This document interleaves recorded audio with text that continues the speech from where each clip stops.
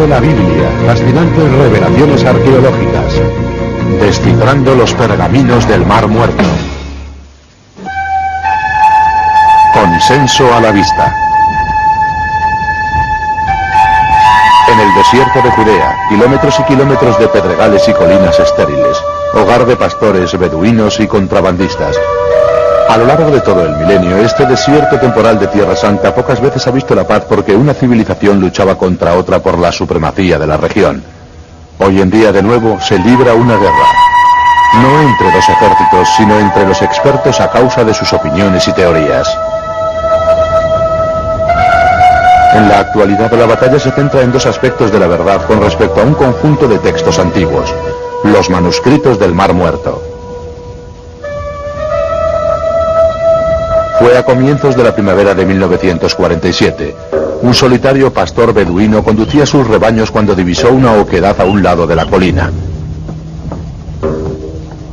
Soñando siempre con un tesoro enterrado, Muhammad, el Hamed apodado el Lobo, lanzó una piedra.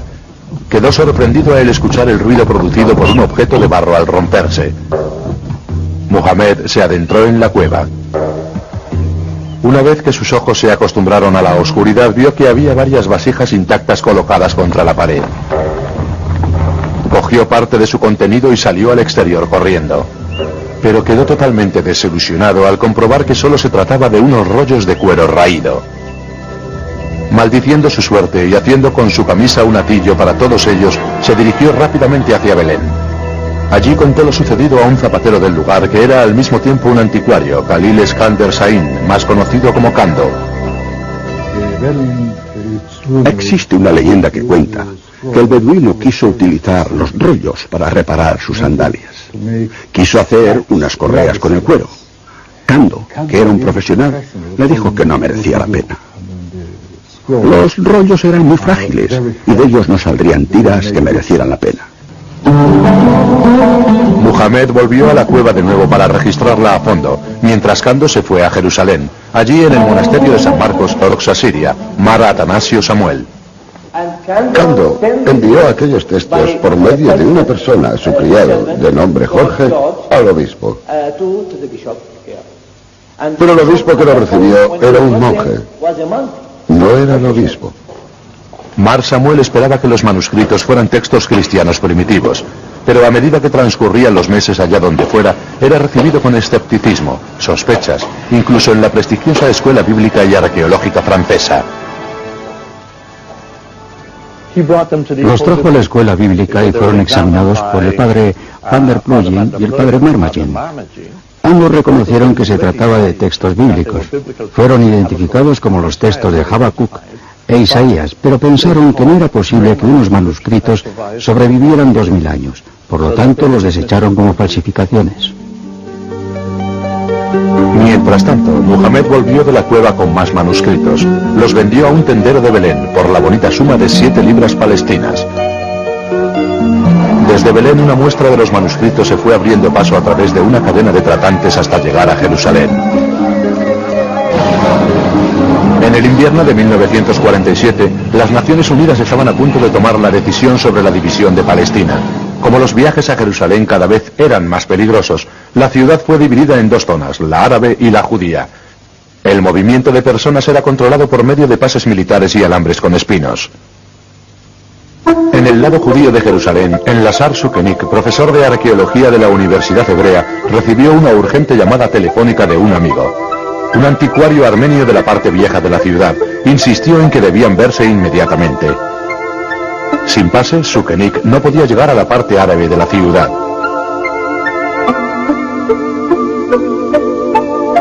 Se citó con su amigo armenio en uno de los puestos de control, y la primera vez que echó un vistazo a los viejos manuscritos fue a través de los alambres de pinchos que les separaban. Aquella pequeña tira de pergamino le produjo un escalofrío. Inmediatamente Sukenik supo que aquello debía proceder de un manuscrito original más antiguo que cualquier otro manuscrito hebreo conocido hasta entonces. Para adquirirlo, así se lo dijeron, tendría que ir a Belén. Aunque no quedaba lejos en autobús, un viaje a Belén era algo impensable. Estaba justo en lo más profundo del territorio árabe hostil, y se esperaban revueltas sangrientas en cualquier momento. Aquella noche, con alto grado de tensión en su casa, Yigal Yadin, el hijo de Sukenik, escuchó atónito el relato de su padre. Como oficial de operaciones del joven ejército israelí, Yadin conocía mejor que nadie el estado de la situación. Pidió a su padre que no fuera.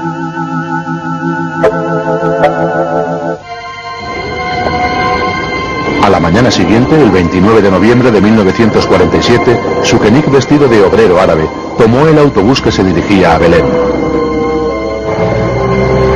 A pesar del peligro, llevó a cabo la transacción y volvió no solo con uno, sino con 3 manuscritos antiguos envueltos en papel de periódico.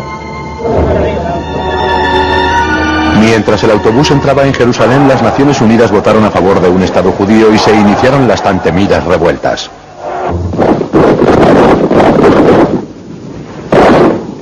El sonido de los disparos se oía en la ciudad y Sukenik con todo cuidado abrió los antiguos manuscritos y echó un vistazo a la Biblia. Se sintió en otro mundo.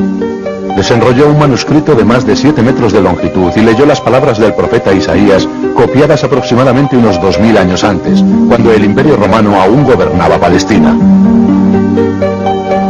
Después, abrió un extraño texto que mencionaba una guerra apocalíptica de unos 40 años de duración, en la que finalmente los hijos de la luz destruyen el poder de los hijos de la oscuridad.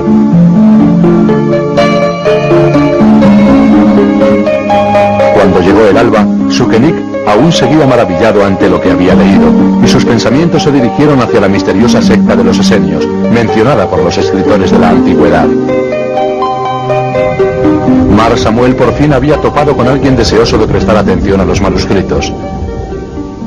Los expertos de Asor, la Escuela Norteamericana del Este de Jerusalén de Investigaciones Orientales, abrieron y fotografiaron los textos, otra copia del libro de Isaías y un misterioso manuscrito detallando la vida y las prácticas de un grupo autodenominado Solo la Comunidad. Sin saber de qué se trataba, acudieron al profesor norteamericano William Albright, un importante estudioso de la Biblia, además arqueólogo, de la Universidad Johns Hopkins. Le enviaron fotografías de los manuscritos. Al igual que Sukenik, Albright relacionó los manuscritos con la antigua secta esenia. Albright tituló el manuscrito desconocido El Manual de Disciplina, la descripción de una secta radical que exigía un periodo de iniciación de 3 años a todo aquel que deseara seguirles. Lo que tenemos en el manuscrito de la disciplina es un relato de las creencias y prácticas de los esenios. El manuscrito contiene detalles de los castigos y los premios de una secta que compartía las riquezas, las propiedades y una comida ritual al día. Vamos a saber mucho más sobre lo que había detrás del judaísmo del Nuevo Testamento, mucho más de lo que habíamos soñado. Así es como describieron los premios concedidos a quienes seguían las normas.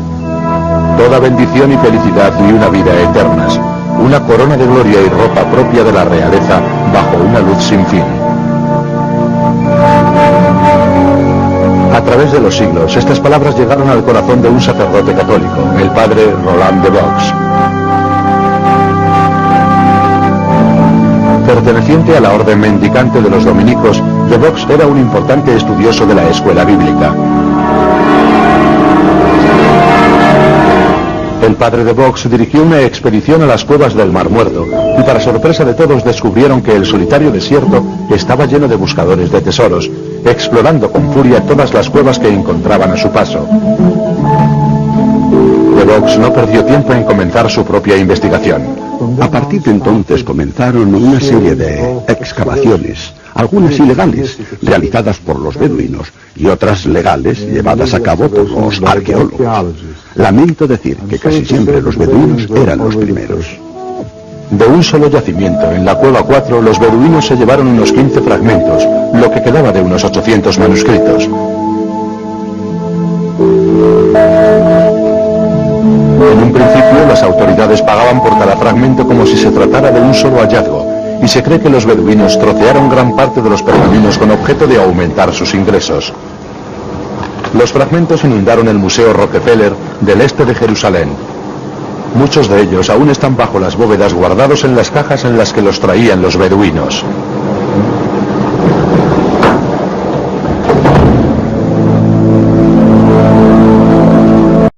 En la primera parte de las excavaciones, el padre de Vaux visitó brevemente Kirbet Kuran, el lugar donde yacen algunas ruinas en una pequeña planicie cercana a las cuevas. Pero por error desechó el yacimiento pensando que se trataba de las ruinas de un fuerte romano posterior, algo totalmente irrelevante en la historia de los manuscritos. Mientras los estudiosos de todo el mundo comenzaron a estudiar los textos publicados, surgieron las palabras del geógrafo romano del siglo I, Plinio el Viejo. En la costa occidental del Mar Muerto viven los esenios, un pueblo solitario, el más extraordinario del mundo. Viven sin mujeres, sin amor y sin dinero, y solo tienen palmeras por compañía. Estas breves líneas eran la única pista de la antigüedad en lo referente a la localización de la comunidad de los esenios. Dicha descripción condujo de nuevo a De Vaux a las ruinas de Khirbet Qurán, esta vez para emprender una excavación. Casi inmediatamente halló unas vasijas de manuscritos idénticas a las que habían sido halladas en las cuevas. Esta es una de las vasijas descubiertas por el padre de Vaux, realizada específicamente para guardar los manuscritos del Mar Muerto. Se puede apreciar, por ejemplo, cómo tiene la misma largura. Los del Mar Muerto estaban envueltos en tela y luego metidos en estas vasijas especiales. Disponen de una tapa para su cierre. De esta manera quedaron almacenados durante 2000 años.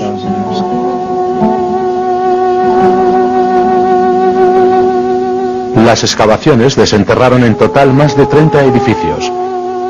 A partir de los escombros de una sala de 2 pisos de altura, De Vaux reconstruyó un objeto de 5 metros de largura hecho de adobe y emplaste. A pesar de su extraña forma, vio en él la mesa sobre la cual los escribas trabajaban para copiar los textos sagrados. Cuando hallaron 3 tinteros, totalmente convencido del hallazgo, De Vaux denominó la sala el Scriptorium, el escritorio. La identificación de la sala selló de manera efectiva la conexión entre las cuevas y las ruinas, y el descubrimiento marcó comprensiblemente uno de los puntos álgidos de la excavación.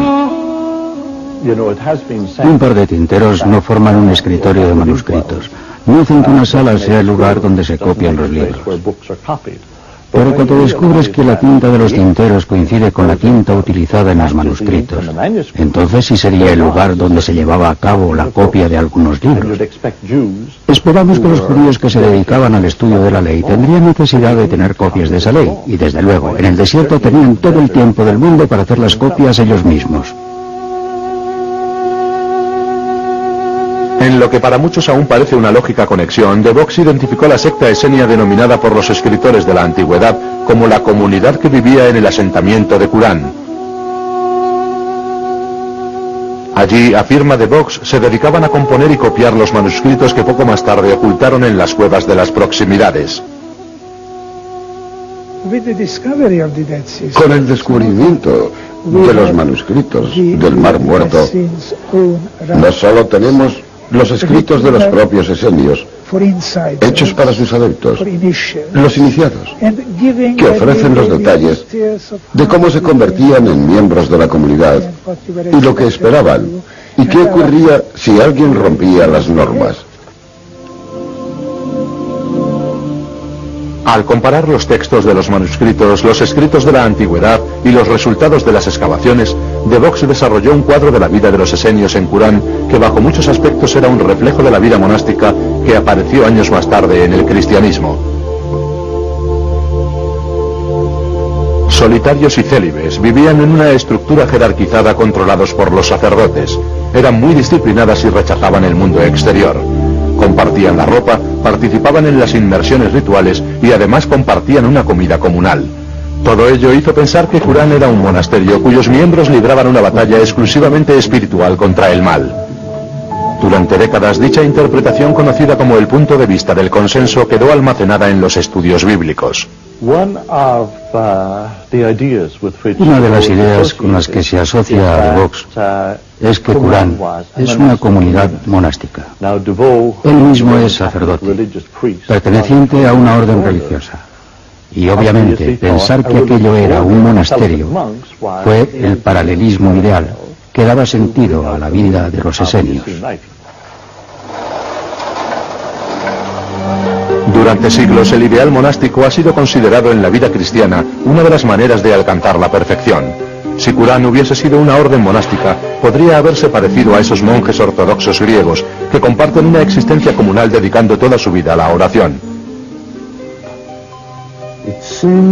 Parece que el cristianismo, especialmente el de San Pablo y el de San Juan Evangelista, debe mucho a los autores de los manuscritos, que muy bien pudieron ser los esenios.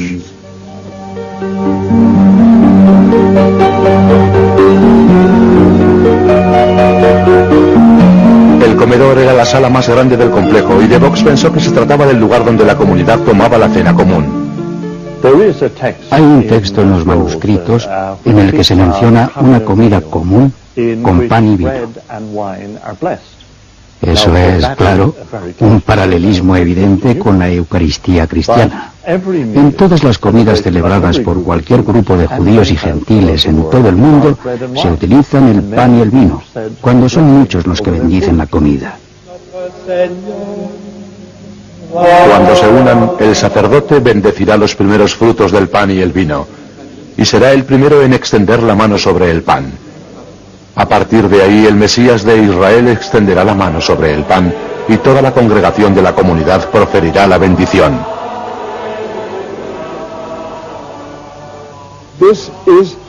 Eso es una copia exacta de la última cena. Y la Eucaristía aparece después en los evangelistas. El pan que coméis es mi cuerpo, el vino que bebéis, mi sangre. Las llamativas similitudes con el cristianismo estaban causando una revolución no solo en los estudios bíblicos, sino en el mundo académico. La ciencia y la imaginación popular daban pie a toda clase de especulaciones, incluso a la afirmación de que el propio Jesús fue esenio. Los documentos aparecen en cuevas donde hay agujeros, desde los cuales se divisa el Jordán, donde Juan el Bautista bautizaba. Todo el mundo asumió que tuvo que haber algún tipo de contacto. Se cree que Juan estuvo en Qumrán y fue quien introdujo las ideas esenias en el cristianismo. Mientras DeVox seguía completando su cuadro de Qumrán, el profesor Sukenik falleció y su hijo Joag el-Yadin retomó el trabajo que su padre había emprendido. Aceptó una invitación de Albright para que visitara la Universidad Johns Hopkins en los Estados Unidos cuando vio el siguiente anuncio en el Wall Street Journal. Se venden 4 manuscritos del Mar Muerto. Yadin sabía que solo se podía tratar de los manuscritos que habían desaparecido de Jerusalén junto con el patriarca sirio ortodoxo Mar Samuel. Los manuscritos del Mar Muerto. El final de la primavera presenció la devolución a Israel de otros 4 antiguos manuscritos sagrados hallados por unos pastores en una cueva a orillas del Mar Muerto. De esa manera, Yadin cerró el círculo que había iniciado su padre. El precio final, $250,000. En Jerusalén, el primer ministro Moses Aret y su director general examinan los manuscritos y anuncian que el gobierno construirá un templo para el libro, para dar cobijo a la colección completa, 7 en total, dentro del campus de la Universidad Hebrea. Parte del Museo de Israel, el Templo del Libro, se convirtió en el hogar de esos 7 largos manuscritos. Los académicos también consideraron que Qumrán era un retiro monástico donde vivieron los esenios, lejos de los tormentosos acontecimientos de la época. Mientras, en el este del Jerusalén jordano, en el Museo Rockefeller, el padre DeVox había reunido a un grupo de expertos internacionales para que trabajaran en los fragmentos hallados en las montañas. Trabajando en una sala que denominaron la Sala de los Manuscritos, el equipo internacional de estudiosos empezó la gigantesca tarea de la reconstrucción de los manuscritos de miles de fragmentos diferentes, quizá el mayor rompecabezas de toda la historia. Pero no tardaron mucho en aparecer las disensiones en el equipo y todo empezó con el hallazgo más singular de todos, el manuscrito de cobre. En la cueva número 11, cerca de Qumrán, los arqueólogos descubrieron un manuscrito escrito no sobre pergamino al igual que los demás, sino sobre cobre. Lo que quedó al descubierto resultó ser demasiado para DeVox. Era la primera vez que un manuscrito antiguo había sido grabado sobre metal, y mucho menos sobre cobre, pero aquello era un relato sobre un tesoro que aún no ha sido descubierto. Aquí tenemos una composición fotográfica en blanco y negro de las 12 columnas del manuscrito de cobre. No contiene nada que no sea descripciones de tesoros que los judíos tuvieron que enterrar en vísperas del asedio romano. Y entre dichos tesoros hay también enterrados manuscritos. Se trata de un documento que dice dónde se puede encontrar un tesoro.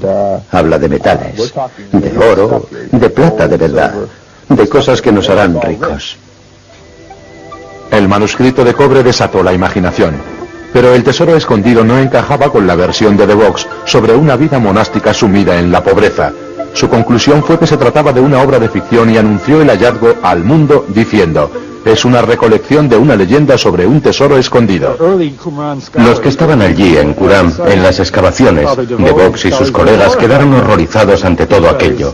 Todo contradecía la idea, la doctrina de que tan solo se trataba de una pobre secta. ¿Cómo podría tener una secta tan pobre todos aquellos tesoros?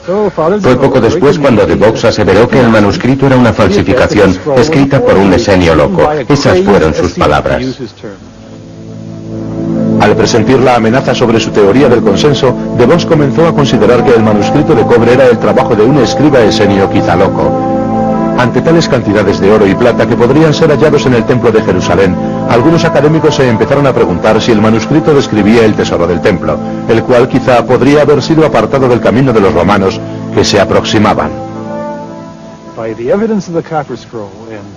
Teniendo en cuenta las pruebas que existen en los propios manuscritos, los de la fortaleza de Masada son los manuscritos que procedían de la biblioteca de Jerusalén y que tuvieron que ser escondidos, como tuvieron que serlo los tesoros del templo.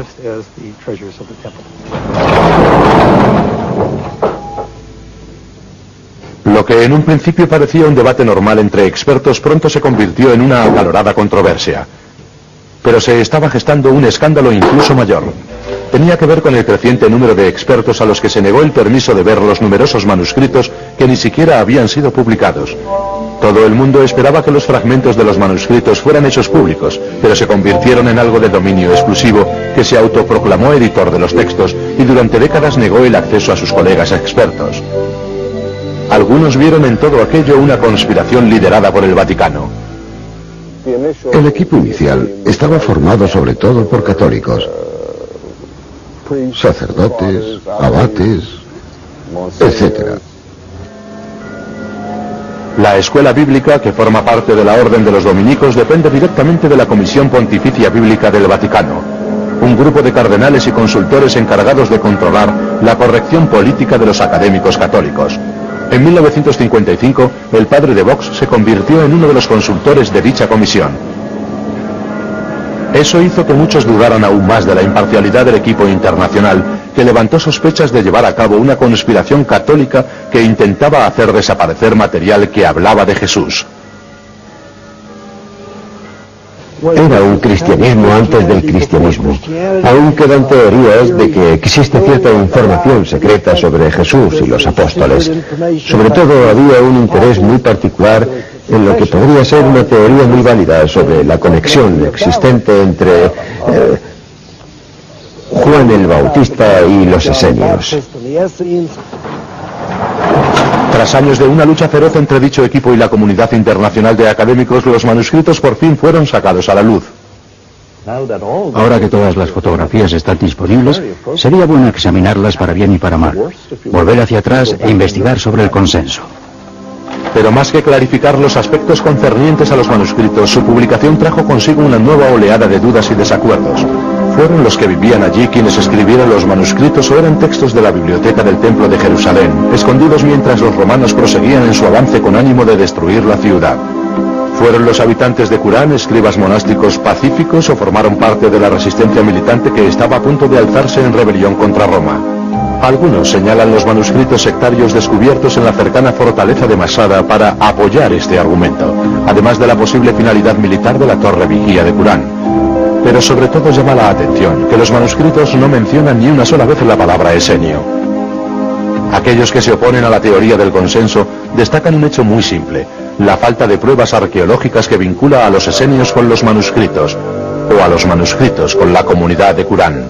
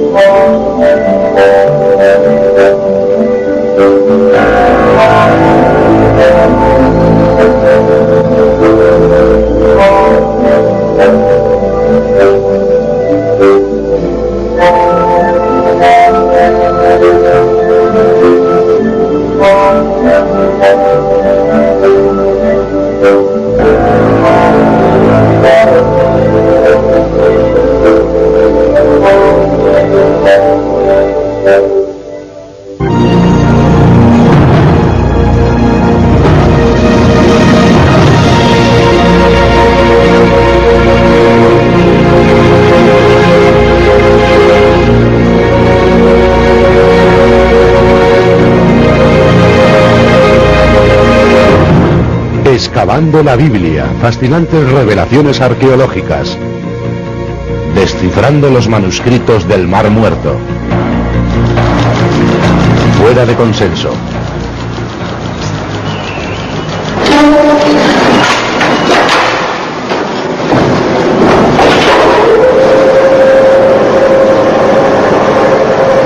En lo más profundo de las bóvedas del Museo Rockefeller de Jerusalén se encuentran los fragmentos de algunos de los manuscritos bíblicos más antiguos. 800 rollos y miles de pergaminos, parte del mayor rompecabezas arqueológico conocido del mundo.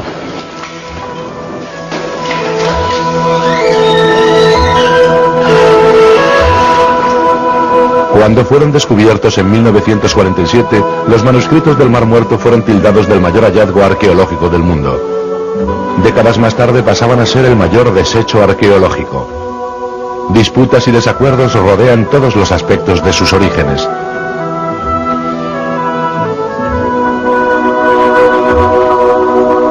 Sin embargo, y a pesar de su importancia, el material de este museo se convirtió en el dominio privado de un grupo selecto de académicos conocido por el nombre del Comité Internacional.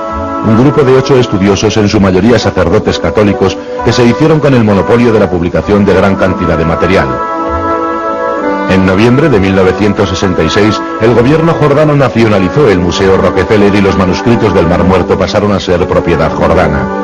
Dicha ley tendría sus repercusiones una vez que el museo pasó a manos israelitas.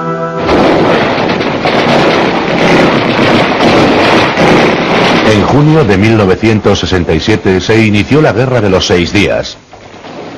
La puerta Mandelbaum y sus cercanías han sido tomadas. Los objetivos siguientes fueron la puerta de Damasco y el Museo Rockefeller. Al segundo día del inicio de la guerra, los paracaidistas israelíes lucharon en una sangrienta batalla con el fin de apoderarse del Museo Rockefeller, utilizado por el ejército jordano dada su privilegiada posición estratégica.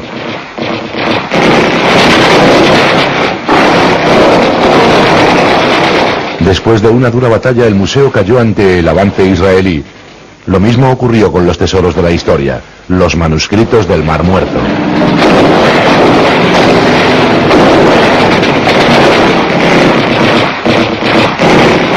En pleno fragor bélico, el arqueólogo israelí Yigal Yadin consiguió un jeep y una escolta del ejército y se dirigió en coche hacia Belén.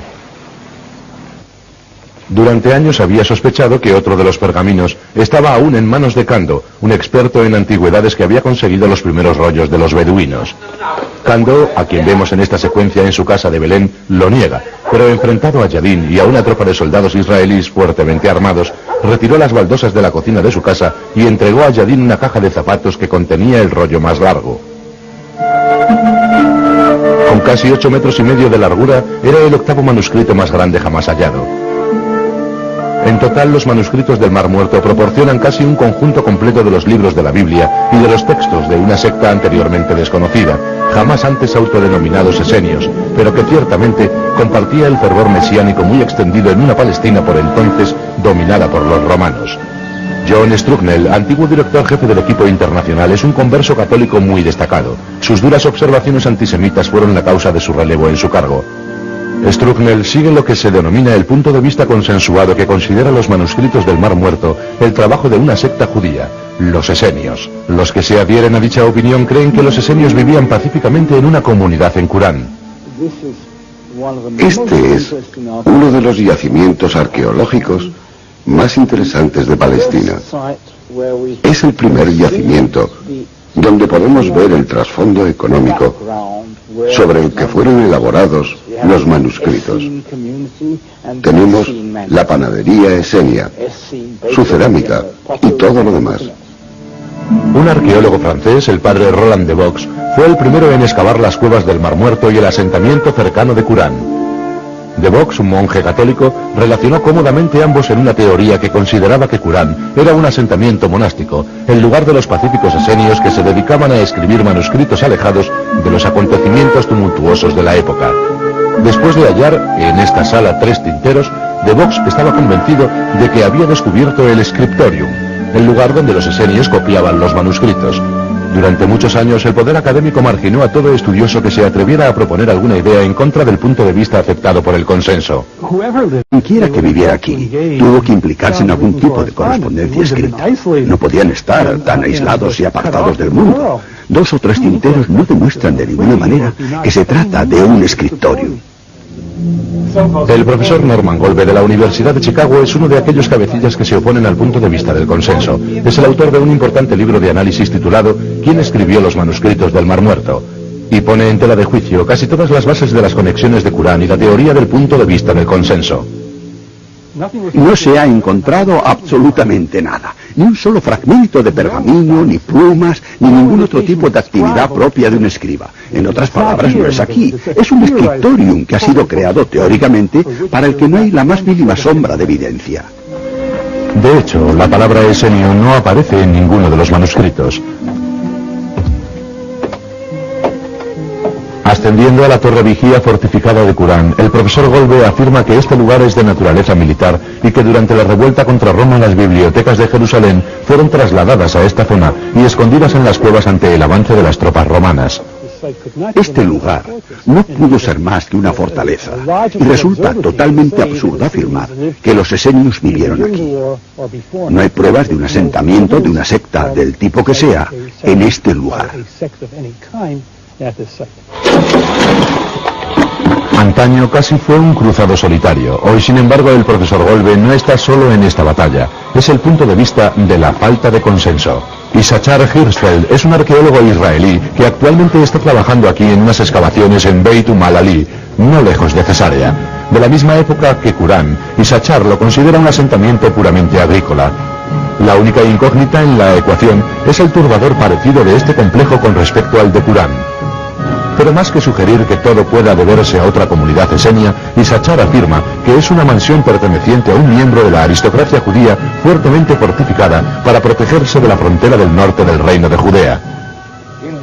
En este complejo tenemos los mismos componentes que tenemos en Qur'án. Una enorme torre para el señor que vivía aquí, una zona destinada a la vivienda, muy bien construida en torno a un pequeño patio para los criados y los esclavos, que eran los que se encargaban de cuidar la propiedad y las instalaciones agrícolas del exterior de la zona de la vivienda y dedicadas a la producción. En el caso de las cuevas de Qur'án, para la producción de bálsamo, de perfume. Se trata de la mansión agrícola de un aristócrata judío y de algo similar al complejo de Qur'án, entonces donde queda la historia del monasterio esenio y la teoría del padre de Vox que afirma que fueron estos quienes escribieron los manuscritos. Él mismo era monje, procedía del mundo cristiano y era una historia muy bonita. Todo arqueólogo quiere crear una bonita historia basándose en este yacimiento. Y todos los arqueólogos judíos en Israel lo creyeron. ¿Qué es esto? ¿No vieron lo que estaba ocurriendo? Quizás tuvo algo que ver con el romanticismo del desierto o algo parecido. La historia era tan bonita que resultaba fácil de creer. En realidad la historia de The Box había empezado a resultar incómoda mucho antes, cuando las excavaciones en las cuevas dejaron al descubierto el hallazgo más extraño de todos. En la cueva 11, no muy lejos de Qur'án, el equipo de The Box había desenterrado un rollo, pero no un pergamino igual que todos los demás. Las palabras de dicho texto habían sido grabadas a golpe de martillo sobre láminas de cobre. Ante la sorpresa de todos, ofrecían una lista de tesoros que habían sido enterrados y un mapa que indicaba dónde se podían conseguir un total de 70 toneladas de oro y plata, pero el texto estaba escrito en forma de adivinanza y tampoco se hacía referencia a los orígenes de dicho tesoro. Los objetos descritos en ese manuscrito de cobre son en su mayoría utensilios del templo, de modo que podría tratarse de un grupo de sacerdotes que prepararon ese documento concreto, o algunas personas asociadas con el sacerdocio en el templo que se encargaron de sacar todos aquellos objetos de la ciudad. Algunos de los expertos quedaron muy desilusionados cuando el manuscrito de cobre fue descifrado por primera vez. Indicaba los lugares donde estaban escondidos los libros y los manuscritos. El padre de Vox había insistido en que todos los manuscritos del Mar Muerto eran fruto del trabajo de una orden monástica esenia, quienes él pensó habían dado la espalda al templo de Jerusalén, que era demasiado pobre como para tener en propiedad tantos tesoros. Consiguientemente desechó el tesoro del manuscrito de cobre, considerándolo resultado de la imaginación. El manuscrito de cobre no tiene nada que ver con todo lo demás. La única conexión es que fue abandonado en el mismo lugar donde también se encontraron cierto número de pequeños fragmentos. Siempre se minimiza el papel del manuscrito de cobre, siguiendo los pasos del padre de Vox, que siempre afirmó se trataba de una falsificación hecha por algún esenio loco. Esa era su manera de hablar, un esenio trastornado. No encontraron otra manera de explicar todo aquello. La teoría es que se conformaron con afirmar que el manuscrito era una burda falsificación. En otras palabras, la teoría era más importante que el descubrimiento en sí, la teoría de que los esenios habían vivido en Qurán.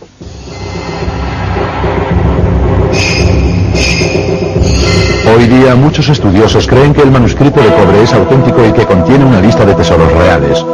La mayoría de ellos está de acuerdo en que el único lugar que contenía una fortuna tan fabulosa en la antigua Palestina era el Templo de Jerusalén. Desgraciadamente, si los tesoros existen aún, 2000 años después, toda clase de cazadores de tesoros no han bastado para saquearlos, y los expertos tampoco lo han logrado. Quizás sea debido a que los nombres de los lugares donde se hallan escondidos están codificados. Un hombre ha dedicado toda su vida a romper dicho código y cree que lo ha conseguido. Es el Dr. Wendell Jones de Arlington, Texas, considerado por muchos el modelo original del Indiana Jones de Steven Spielberg para su En busca del arca perdida. Wendell lleva años buscando el tesoro del templo perdido.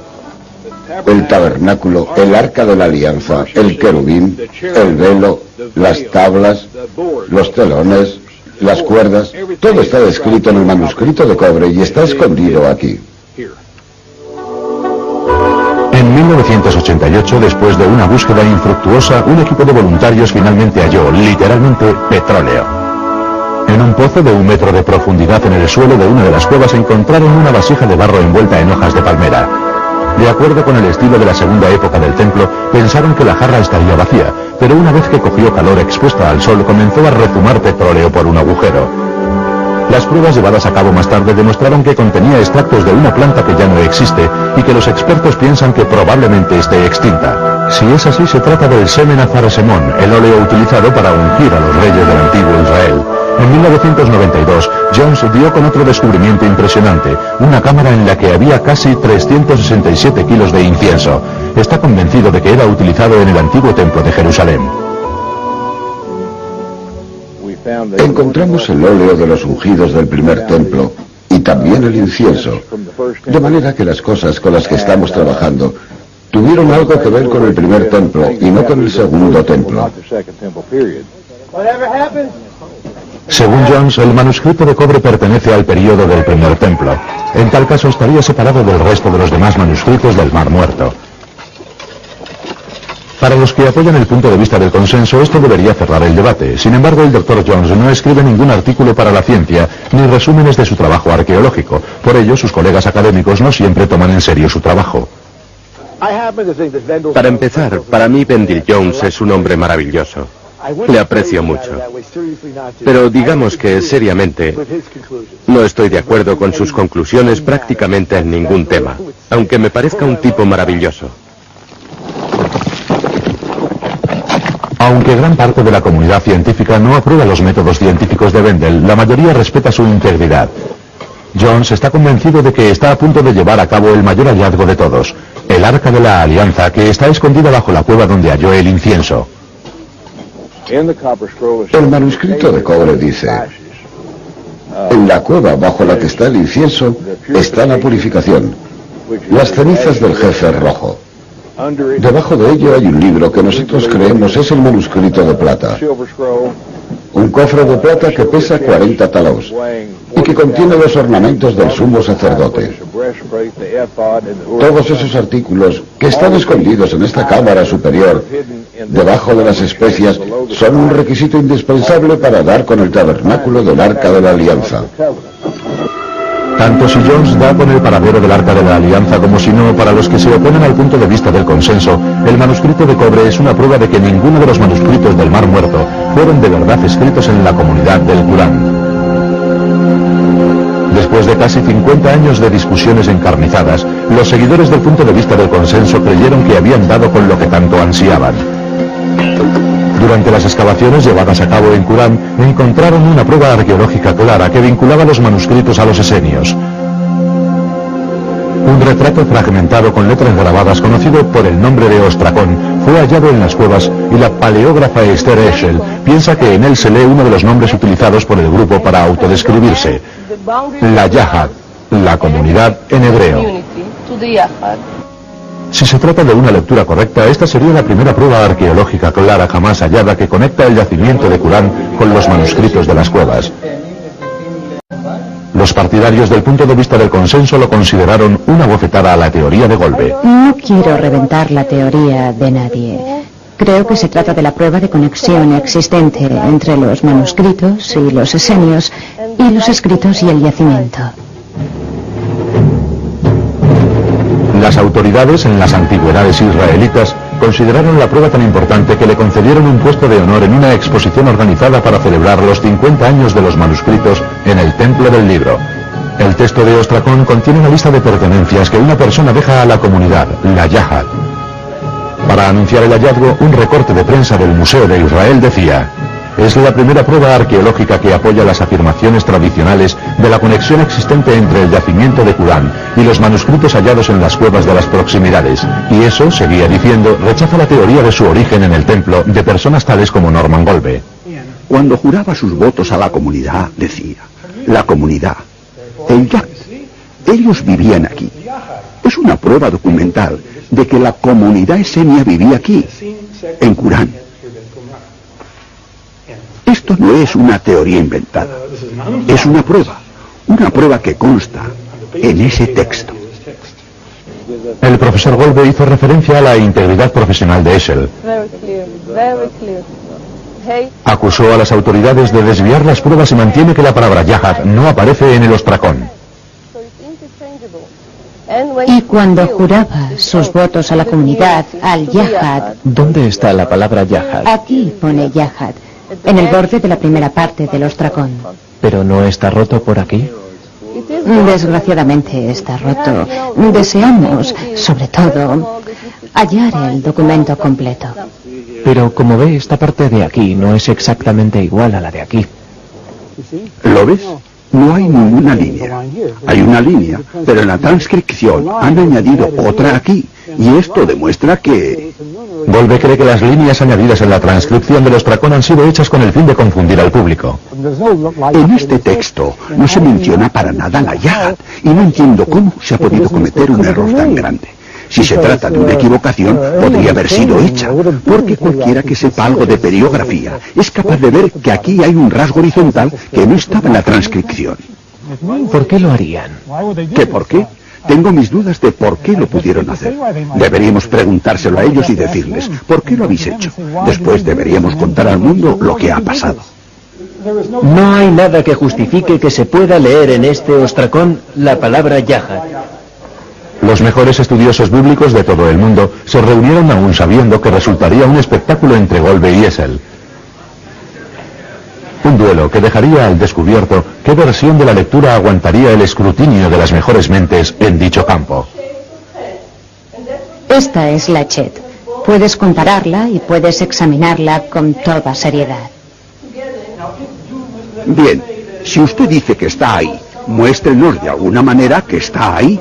He observado al Ostracón, vi las fotos y no encuentro nada, no es una yud. A esta letra se le llama una Chet. Las dos transcripciones son muy diferentes. Son diferentes a lo que se ve en la diapositiva. Tal y como se puede ver, no parece una yud, lo cual es importante, y puede que la Chet tampoco sea una Chet. Esas dos son dos letras cruciales en esa palabra. Podría tratarse de una palabra distinta. En tal caso, la prueba se convertiría en humo y volveríamos a estar donde Golbe dice que estábamos. Quizás tengamos una biblioteca de Jerusalén o algo por el estilo, pero desde luego no se trata de una biblioteca que esté especialmente vinculada con Qumran. A pesar de las distintas opiniones, creo que tenemos que enfrentarnos al hecho de que hubo gente viviendo aquí y que fue aquí donde recogieron los manuscritos. ¿Cómo llamaría usted a esa gente? Yo los llamaría la secta del Mar Muerto porque eso no compromete a nada. El término esenio crea muchos problemas tal y como se utiliza ahora. Hay que volver a definir a los esenios ahora a la luz de lo que sabemos gracias a los manuscritos del Mar Muerto, si es que este es el grupo de los esenios. La naturaleza militar de Qurán y su torre vigía fortificada llevó a algunos entendidos a la conclusión de que Qurán fue una plaza fuerte para los celotes judíos que se rebelaron contra la ocupación romana. Eso también queda reflejado en uno de los primeros textos hallados. El manuscrito de la guerra es una transcripción larga y desgraciadamente mutilada que contiene descripciones muy detalladas de la guerra que duró 40 años, librada a manos de los hijos de la luz contra los hijos de las tinieblas. Esta es una descripción de la batalla final, al final de los tiempos. Los seguidores del consenso rodean el manuscrito de la guerra según su propia interpretación, considerándola una vez más literatura religiosa puramente alegórica. En los años 50 y en los 60, el debate académico se convirtió en una fuerte controversia. ¿Quién escribió los manuscritos? ¿Quién vivía en Qurán? ¿Y qué influencia, si tuvo alguna, ejerció el nacimiento del cristianismo? En 1964, invasión de la fortaleza Masada, justo a un día de camino al sur de Qurán. Masada había sido el último reducto de la revuelta judía contra los romanos. Allí 1000 judíos celotes, hombres, mujeres y niños, cometieron un suicidio en masa antes de caer en sus manos. Cuando Yadin desenterró en Masada lo que le pareció un manuscrito esenio, se estableció la conexión entre los celotes y los esenios. Ya no se trataba de una comunidad amante de la paz, sino de fieros guerreros. Tal y como indica el manuscrito sobre la guerra, el Mesías debería llevar a cabo una serie de batallas en su lucha por conseguir el reino. Robert Eisenman, profesor de religiones del Medio Oriente en la Universidad Estatal de California, es un experto que ha seguido esa línea de contactos porque tiene el presentimiento de que esa es la conclusión más lógica. Lo que tenemos es una versión diferente de los acontecimientos mesiánicos en Palestina, que es más agresiva, xenofóbica y nacionalista. Esa clase de mesianismo mundano, incluso judío celote. Y lo hemos identificado con la comunidad de Santiago, al que llamaban hermano de Jesús. De manera que una vez que hemos dado con todo esto, inmediatamente surge la pregunta, ¿realmente cómo era Jesús? Quienes escribieron los manuscritos eran unos tímidos monjes esenios. Parece quedar claro que no tenían nada que ver ni con los celotes ni con el movimiento creado por Jesús. A pesar de las aparentemente diferencias entre ellos, Eisenman está convencido de que los esenios, los celotes y a los que se llama cristianos primitivos eran en realidad distintos nombres para los miembros de un mismo movimiento mesiánico. ¿Fue Jesús tal y como lo retratan los evangelios? Por ejemplo, los manuscritos hablan del odio de los hijos del abismo. Los evangelios presentan al líder mesiánico diciendo, amad a vuestros enemigos. Aquella gente odiaba a sus enemigos. Eran extremadamente militantes, algo así como los fundamentalistas chiitas musulmanes. Eisenman continúa buscando más manuscritos que puedan demostrar su hipótesis. Se apoya en una técnica de escaneo por medio de un radar que examina el subsuelo y penetra hasta zonas desconocidas cercanas a la Cueva 4, donde fueron hallados la mayor parte de los manuscritos del Mar Muerto. No somos unos locos soñadores. Si hubiéramos hallado una cueva en la que no hubiera entrado nadie, aún podríamos tener la posibilidad de encontrar más manuscritos en muy buen estado. La historia continúa. A medida que cada estudioso aporta un poco más de luz sobre los manuscritos, el misterio de los esenios parece más nítido. Se percibe la sensación de que el ciclo de la comprensión sigue girando y nos hallamos de nuevo al principio con las mismas preguntas. Creo que es importante que hayan surgido hipótesis alternativas. Es decir, la idea de la biblioteca del templo nos ha hecho volver a todos al asunto del consenso. ¿Es realmente tan sólido como se creía? ¿O es que todo el mundo se limita a repetir lo que sus profesores decían? No. Creo que la gente ha examinado nuevamente las pruebas y ha decidido que esos documentos reflejan las enseñanzas esenias y que no eran, desde luego, los sacerdotes del templo de Jerusalén. ¿Y por qué la mayoría de los expertos insisten en que se trataba de un asentamiento esenio? Porque lo decían por sus escritos y además fueron adoctrinados con esa idea por sus reverenciados profesores desde los años 50. Hay miles de artículos que apoyan esa idea y que proceden de los años 50. Cientos de libros, artículos y enciclopedias que admiten esta teoría como si se tratara de un hecho y que describen a los esenios de Qurán. No hay ninguna prueba auténtica en absoluto. Nada de nada. Esa secta, de la clase que fuera, y mucho menos aún los esenios, jamás vivieron en este campamento militar. Dejando las disputas a un lado y leyendo tan solo unas pocas líneas de este manuscrito antiguo, se percibe la sensación de que contiene un mensaje que continúa hablando al mundo en el que vivimos. ¿No maldicen todos los pueblos la injusticia y al mismo tiempo la extienden? ¿No está en boca de todos los pueblos la bondad de la verdad y no hay entre ellos labios que se encargan al mismo tiempo de retenerla? ¿Qué nación disfruta con la opresión que ejerce sobre ella otra nación más fuerte? ¿A algún pueblo le gusta que le arrebaten su riqueza? Y sin embargo, ¿qué nación no ha oprimido a otra? ¿Dónde existe un pueblo que no se haya hecho con las riquezas de otro?